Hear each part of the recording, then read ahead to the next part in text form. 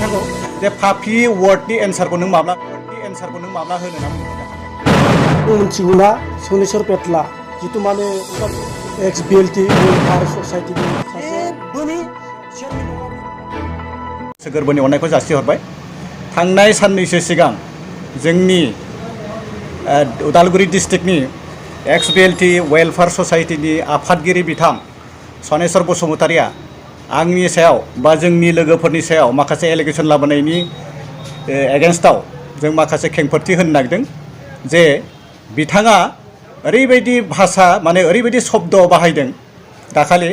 बे फाफि वार्ड बाहायदों बियो। जों सोंदोंमोन बिथांखौ जे फाफि वार्डनि एन्सारखौ नों माब्ला होनो ना बुंदोंमोन दाखालि आं। बिथाङा दिनैसिम होआखै। बेनिखायनो आं बिथांखौ दिनै बुंनो सानदों जे फाफि सोदोबखौ गामिनि जाम्बा जाम्बि रायजो राजाफ्राबो आजिखालि बाहाया। बे सोदोबखौ इउज खालामा। दिनै बे सोदोबखौ सोर इउज खालामो? बे जौ फाग्ला मानसिफ्रासो इउज खालामो। बेनिखायनो आं बिथांखौ गुरैयै खावलायहरदों जाहाथे भबिष्यत बेबायदि आंखौ पार्सनेल एटेकबो खालामनाङा आरो बेबायदि भाषाखौ बाहायनाङा। आं दिनै नुदों सेम बिथां हाग्रामा महिलारि आरो बिथां सनेश्वरनि जिथुनिखि कमेन्ट जिथुनिखि स्टेटमेन्ट आं एखे नुदों। बिथांमोननि बे स्टेटमेन्ट होनाय बायदिब्ला गावजों गाव बुलायनानै थैनायनि अनगायै जेबो गैया। जे बे जौगानाय बोथोराव जौगानाय बे समाव रावबो बेबायदि भाषा बाहाया। बेनिखायनो दिनै आरो आंखौल' नङा जोंनि लोगोफोरखौबो बिथाङा माखासे स्टेटमेन्ट होदों जे जेनेबा एरख'जानाय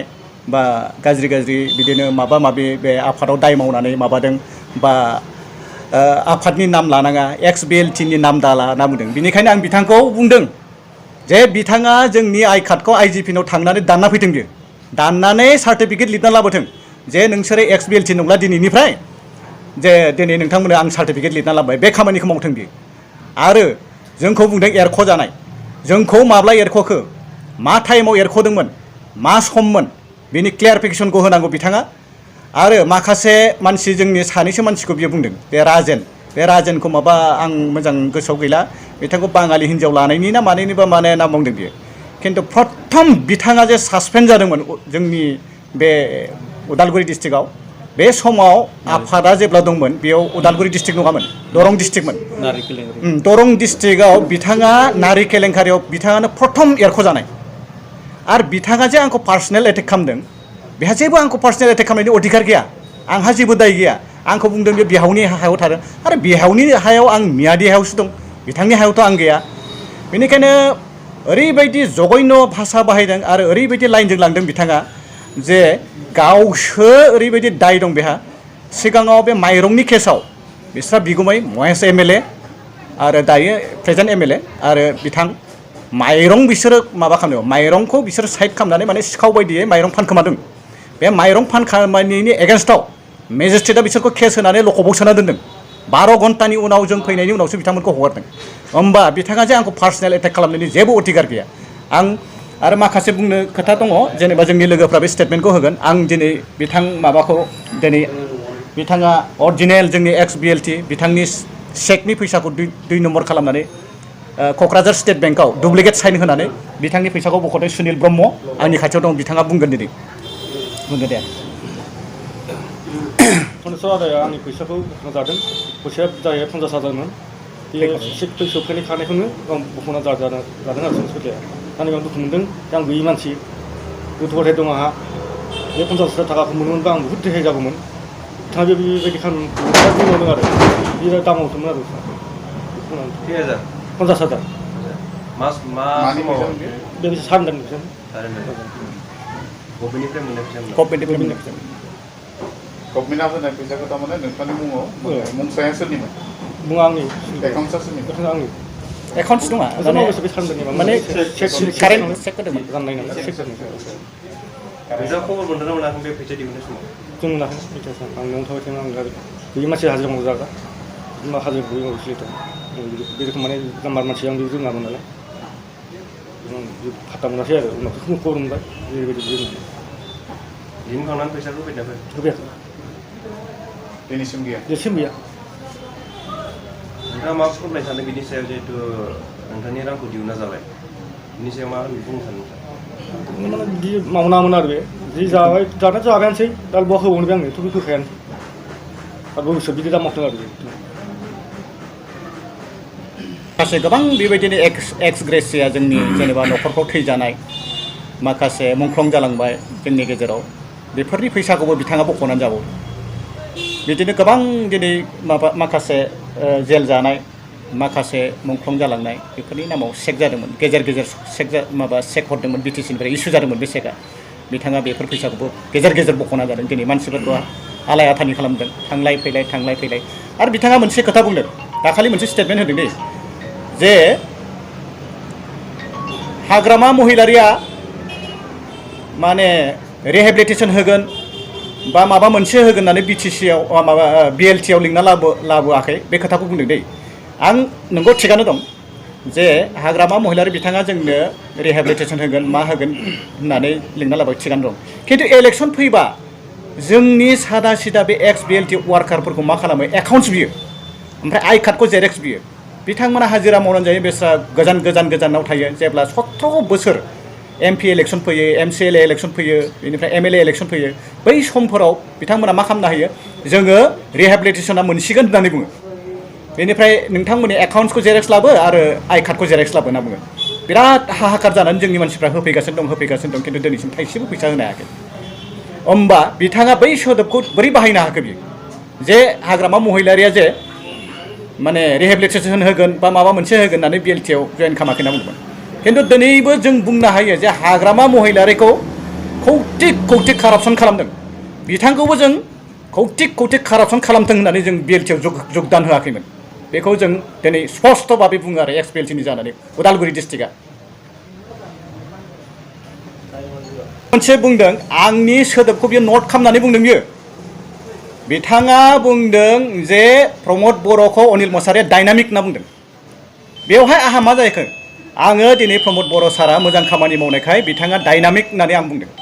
दिनै जौ लोंनाय आरो गाइखेर लोंनाय बेयाव डिफारेन्स दं फाराग दं बेनिखायनो आं दिनै प्रमद बर' सारखौ बुंदों जे बिथाङा डायनामिक लिडार आरो सिस्टेमेटिक जाय मावगोन बेनो डायनामिक बेनो आरो महिलारिया साबसिन लिडार ना मोजांसिन लिडार बेखौ गासैबो रायजो राजाफ्रा मिथिगौ दिनै प्रमद बर' सार आरो हाग्रामा सार बिथां सानैखौबो दिनै नायगासिनो दं रायजो राजाफ्रा बिनि रिजाल्टखौ नै साननैसोनि उनाव रायजो राजाफ्रा होनो थांगासिनो दं जों बुंबा बारा बुंनाय जागोन हाग्रामा महिलारिया मोजांसिन ना प्रमद बर' सारा मोजांसिन बिनि रिजाल्टखौ साननैसोनि उनाव सायख'गोन रायजो राजाफ्रा सायख'गोन बेनो आरो गिबियावनो आं बिथां मिडियानिसिम आंनि गोसो गोरबोनि हामग्लायनायखौ बावहरनाय जाबाय दा बेयाव मा बुंदों मिथिगौना सनेस्वर पेटला जितु माने उदालगुरि जिल्ला एक्स बिएलटि वेलफेयार ससाइटिनि सासे चेयारमेन बिथाङा चेयारमेन जानानै माखासे खोथाफोरखौ बिथाङा मिसलिया खोथाजों लांगासिनो दं जोंखौ मानो होनब्ला बियो जेबोनि चेयारमेन नङा बे बालनि चेयारमेन बियो एक्स बिएलटिनि मोजां मानसि नङा बियो गुन्दामिसो बियो हाग्रामानि देरसिन फिसाज्लाया बिनो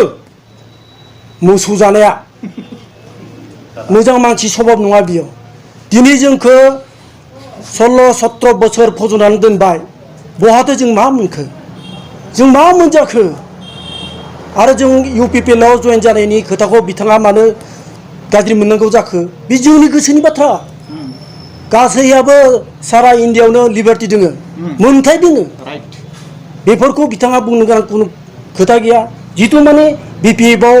राजनितिक पलिसि गेलेनानै जि फैसा मोन्दों बेखौ जागासिनो जा जोंनो होआबाबो जोंहा जेबो आपत्ति गैया जों बिख'नानैबाबो जों सोबख'नानैबाबो बिथांनियाव न'आव थांनानैबाबो जोङो बिनानै जों जायाखै खिन्थु बेखौ बिथाङा मिथिगौ खिन्थु जोंखौ दिनै मानो नेग्लेक्ट खालामदों आरो जोंनि लोगोफोरखौ एक्स बिएलटिखौ वेलफेयार ससाइटिनि एक्स बिएलटिफोरखौ बिथाङा मा बुंदों जे बिथांमोना 2 नम्बरी ना मा जोंखौ जे सासपेन्ड खालामदों कार्ड दङ जोंहा 2 नम्बरी ना 1 नम्बर ना 0 नम्बर ना 2 नम्बर जों कार्ड दङ आरो बेवहाय जोङो दिनैसिमबो जोङो एक्स बिएलटि महराव जों दङ खिन्थु नाथाय जोंखौ दिनै मिसलिया खोथाजों लांनानै जोंखौ 2 नम्बरी एक्स बिएलटि होननानै बुंदों जोंखौ सासपेन्ड खालामदों होनना बुंदों बिथाङा जोंसो सासपेन्स जाजादों जोंसो खालामदों बेखौ बेनिखायनो नै गाबोन समफोरनि गेजेरावनो उदालगुरि जिल्ला एक्स बिएलटि वेलफेयारनि चेयारमेनखौ बिबानखौ बिथाङा एंग्लायनांगौ आं बेखौनो सोंखारदों जाहाथे जानला मोनला खोथाफोरखौ बानसावलाबायनाङा जानला मोनला खोथाफोरखौ बुंनाङा आरो बिथाङा गावनि खुगाजों मोनसे सोदोब बाहायबावदों बियो बिराद दुखु मोनदों जों गावनि गथ'फोरखौनो जायफोरा साख्रियाव थांबाय जायफोरा अफिसियेल खामानि मावबाय बिथांमोनखौ दै नम्बरी होननानै बुंबावदों बेथ' बिराद गाज्रि अयनाय जादों मानो बुंनांगौ बियो मा मोन्थाय दं दा गावनि खुगायावनो बियो जामब्रुना लादों केस जागोन बियो डिफामेशन केस जागोन बियो डाइरेक्टखा जेला माने साख्रि मोननाय मानसिफोरा 2 नम्बरी साख्रि मोनजोबदों होननानै बिथाङा जे मेनसन खालामबाय थादों बा बुंबाय थादों बा फोरसावबाय थादों बे खोथाखौ बियो गावनि खुगानिफ्राय मालाबाबो दिहुननो हायामोन बिराद गाज्रि वर्ड जादों बियो सोदोब जादों बेनिखायनो जों खावलायदों जायफोरा साख्रि मावगासिनो दङ जायफोरा official 3rd grade 4th grade बिथांमोना मावगासिनो दङ जाहाथे नोंथांमोना साग्रिद जा जे जों 2 नम्बर 1 नम्बर बेखौनो खावलायहरदों जाहाथे गासैबो मोजां रोखोमै जाहाथे बिथांखौ बे सिटनिफ्राय बे गादिनिफ्राय बे चेयारमेननिफ्राय एंग्लाय होनांगौ माखासेफ्रा बुंनो हागौ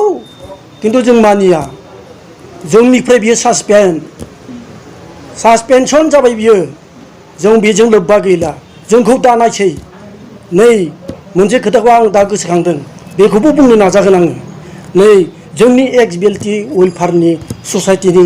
सासे सोद्रोमा मैया जिउ गोमानांबाय बे जिउ गोमानांनाय बिथांखौ बै बेमार जाबाय थानाय समाव बिथांमोना माबा मोनसे खबर लादोंमोन नामा जेबोथ' खबर लायाखै माबाफोर उसुबिदा जादों नामा थाखा फैसानि ना माबाफोर बहाबाफोर थांनो गोनां दंमोन नामा थाखा फैसा नांगौमोन नामा बेफोर खोथाखौथ' जेबो उद्देश्यखौनो लायाखै दिनैसो बिथांखौ गोथैसालियाव अर होगोन बा सावगोन दा हाग्रामा फैलायगोन बिथां जा बिपिएमनि लिडार लान्थाया बिथाङा फैगोन मा होनानै बे खोथा बुंफैगोन बावलाय बे बुंगोन मा खेबसे खोथाखौ बियो आं नायनो रोङासै आंनो बुथारनाय जाहैबाय बेखौसो बुंगोन बियो बेनि बाहेरा मा दं खिन्थु बे जाबाय दुखुनांथावनि खोथा दा फैयै मा खालामगोन बिसोरो बे थैनायनि मुङाव माखासे फैसा बाहायगोन पलिटिक्स गेलेनो बे पलिटिक्सखौ गेलेगोन बिसोरो रायजो राजाजों गोरोबनानै बेदर फिसा जागोन बेदर फिसा जानानै रायजो राजाखौ बिसोरो बुरखायगोन फै रायजो राजाफोर दिनै जों नोंथांमोननि सायावनो दङ सिटखौ जानांगौमोन बियो रायजो राजानियाव सोंनानैसो जानांगौमोन खिन्थु बिथाङा बिराद भुल खालामबाय दिनै नुदों चिरां बाक्सा क'क्राझार नांलाय खमलाय बुलायगासिनो दङ मा बेलाय बेखौ सोर खालामदों बिपिएफआ पलिटिक्सखौ गेलेनानै राजनितिक लाबोनानै दा ओरैनो बिथांमोना नंखायखौनो मोजां लामाथिं थांनो नागिरनायाव जों परिबर्तन नागिरनायाव बिथांमोना जोंनि सार बिथां प्रमद बर'खौ सोंखारिगासिनो दङ मा बिटिआर लाबोदों बिलाय मा बिटिआरनि मिनिङालाय मासै बिलाय जेबोआनो गैया बेखौसो बुंदों आरो मोनथिखायाबा बिसोरो बिटिआरनि माबाखौनो ओंथिखौनो मोनथिया बिसोरो बे उदालगुरि जिल्ला एक्स बिएलटि वेलफेयारनि चेयारमेन बिथाङाथ' एलपि स्कुलनि मिनिंखौनो रोङालै एल माने मा पि माने मा एस माने मा रोंथारा बेखौनो मिथिया माथ्र वेलफेयारनि आरो सोदोबखौथ' बाहारदों बे गोजाननि बाथ्रासो जेबो रोंखाया माथ्र बे रोंगौ मा एलपिजिखौ मोनथियो दा नोंथांमोना एलपिजिखौ मोनथिया दा लकेल गेला पिउर बेखौसो मोनथियो मोनाबाथाय ज' जिरायनोसै हख्रायनोसै एलपिजि आरोथ' दाथ' नै कर'ना जादों नङा कर'ना भाइरास ना मा होनना बुङो बेयाव सेनिटाइजार होआ होमबा सेनिटाइजार होनना बुंबाय थायोना बे सेनिटाइजारखौ माखौ बाहायदों बिसोर मिथिगौ बै गोजाया लोंबादि फेग्रा रुम ना मा होनना बुङो बेखौ बेखौसो सेनिटाइजार होनना बुङो बिसोरो जाम्बा लरग'फ्रा जेबो गैखाया आंथ' मानिखाया बेखौ बे चेयारमेनखौ दानगारनांगौ बेखौ केन्सेल खालामनानै बेखौबो बारा दिन गैला केन्साराव गोलैसिगोन बियो दा केन्सार मेडिकेलाव थांनोबो बेहा फैसा दंना गैया बेखौबो मिथिला दा ओइ माबाया बिफाया हरबासो हाग्रामाया बे फिसाला गिदिर नालाय बाव दोननो बानानै नै जोंनि उदालगुरि जिल्लायाव हरबाय बेखौ चेयारमेन जानो बेजोंबो साननैसो दंफैयो आरो आं बेखौनो खावलायदों जाहाथे जोंखौबो दा बांद्राय सोंखारि नाङा जों रावनिबो खोथा लानानै थाङाखै आरो जों गाव गावनो दुखु मोनदों दुखु मोननायजों लोगोसेनो जोङो गावनो ओंखारलांदों आरो जों बे साभाबिकखा आरो बे स्पस्त'खा जोंहा बे नैबे फैगौ बिसायख'थियाव बिथां प्रमद सारानो चिफ जानानै बिटिआरखौ दैदेनलांगोन आं बेखौनो बुंनानै बेखिनियावनो गिबियाव आं निउस चेनेलनिसिम आंनि बिग्रायारि अननाय बावहरग्रोबाय आं फंनैसो बुंनो सानदों दायो दाखालिबो एसे होखांबाय दिनै आं सनेस्वरनि सोमोन्दै फंनैसो बुंनो सानबाय बिथाङा दाखालि जाबायदि जोंनि एक्स बिएलटिनि अनिल मसाहारि बिथांखौ पापि होनना रायदों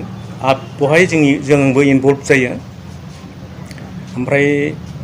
पापि बुंनायनि सोदोबा मा पापि मानो रायनांगौ बियो जोंखौ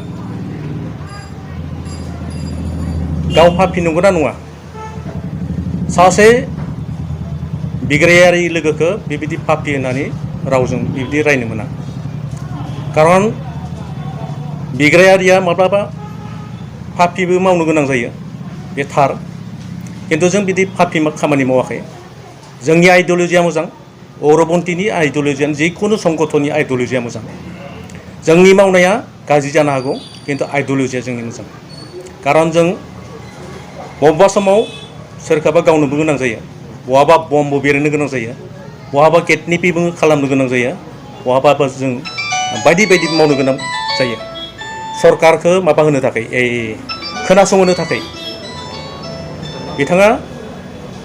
जाय बाथ्राखौ बुंदों दिनै बिथांनि मोदोमावबो गावनि मोदोमावनो नांदो बियो गोरोन्थि जादों बियो बुंनो मोना सोरखौबा सोंखारायनानै बेबायदि मा होनना बुङो बेकग्राउन्डनि खोथाफोरखौ बिदि बुंनो मोना आं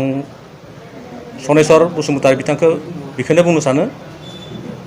इयुनफोराव जाहाथे बिदि सोरखौबा टारगेट खालामनानै इन्डिभिजुवेल खोथाखौ दाबुं आरो आं फंनैसो बुंबावनो सानदों बिथाङा बुंदों रावखौबो जोङो बिएलटिआव थाखा फैसा होगोन एबा साख्रि बाख्रि होगोन होननानै लाबोआखै नंगौ कारेक्ट जोंबो बिदि थाखा फैसा एबा साख्रि बाख्रि लुबैनानै जों बिएलटिआव जइन जायाखैमोन जोंहा इसु दङमोन जोंनियाव कनस्टिटिउसन दङ मरेल कड अफ कन्डाक्ट दङ जों बेफोरखौ गासैखौबो फरायजोबदों बबे दायखौ मावोबा मा जायो पानिशमेन्ट बबे दायखौ मावाबा जों मोजाङै मोजां रायजोनि गेजेराव थानो हायो जों बेफोरखौ फरायजोबनानैसो जोङो बिएलटिआव जइन जादों ओमफ्राय बिथाङा बुंदों जुदि हाग्रामाया जुदि बिदि बिटिसि हाग्रामा आरो जोंजों सरजाबनानै जोङो बिटिसि बिएलटि आन्दलन खालामबोबाय बिएलटि आन्दलन खालामनायनि उनाव जोङो बिटिसि सुक्ति खालामबोबाय दिनै हाग्रामाया सुक्ति खालामनायनि उनाव बिथाङा रायजोनो हगारनांगौमोन जों बिटिसिखौ लाबोबाय रायजोफोर नोंथांमोना सालायदो दानिया रायजोखौ दिनै बिथांमोना मानो सालायदो रायजोनो हगारनांगौमोन बिथांमोन आरो दिनै बे थांबाय सनेस्वर बसुमतारिया दिनै उदालगुरि डिस्ट्रिक्टआव साबेसे बिएलटि थैखो मार्टियार जानो गोनां जाखो सोर साबेसेनि न'आव थांनानै बियो खबर लाखो आरो सोर साबेसेनि मुङाव दिनै मार्टियार टम बिथाङा बनायखो बिथाङा हिसाब होनांगौ जोंनो उदालगुरि डिस्ट्रिक्टआव सोरखौ बबेयाव बे मार्टियार टम बे माबा खालामखो दिनै जोंनि माखासे बिएलटि आन्दलनाव मुंख्लं जालांनाय माखासे केडारफोरनाव दासिमबो मार्टियार टम बानायनाय जायाखै दिनै 17 बोसोर बिथाङा 17 बोसोर बिथाङा वेलफेयार ससाइटिनि चेयारमेन जानानै दिनै जेबोखौनो मावाखै बरन्स दिनै जोंनि एक्स बिएलटिनि मुङाव फैनाय माखासे थाखाफोरखौ बियो जाख्ल'दोंसो आरो बेयो जोंनि लिडार नङा बे जाख्ल'नाय सासे लिडारसो बियो आंनि थाखाय आंनि साननायाव बे सासे जाख्ल'नाय काराप्टेड बे लिडार आरो बिथाङा दिनै गावनि न'खराव कमसे कम 10-12 जन बियो साख्रि होबाय न'खरनि भाई बाहागि गासैनोबो साख्रि होजोब्बाय बिनि न'खराव दायो बेबायदि साख्रि होनो हानाय हयथ' रावबो मेम्बार गैलिया खोमा दिनै माखासे नै जोंनि बिएलटि थालांदों केडार्स बिसोरखौबोथ' बेयाव सोसननो हागौमोन माखासे मार्टियार फेमिलि दोङो बिसोरखौबोथ' बेयाव सोसननो हागौमोन बिनि अनगायै बियो बिएलटिनि मुङाव बेफोर साख्रिफोरखौ गावनि न'खरावसो थिसनजोबना लादों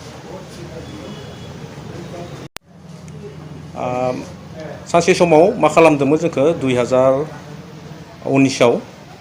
बियो जोंनिफ्राय साइन उइथड्र फर्माव मा होनना बुङो रेभिनिउ टिकेटआव माबा सिथाबनानै जोंनिफ्राय साइन लांदोंमोन 50,000 कोटी थाखा होगोन होननानै दिनैसिम बे 50,000 थाखाखौ जों मोनदिया ओमफ्राय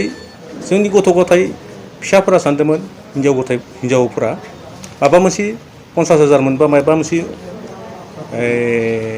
अनसुंथाइ जागोन खोमा होननानै नाथाय दिनै थगायबाय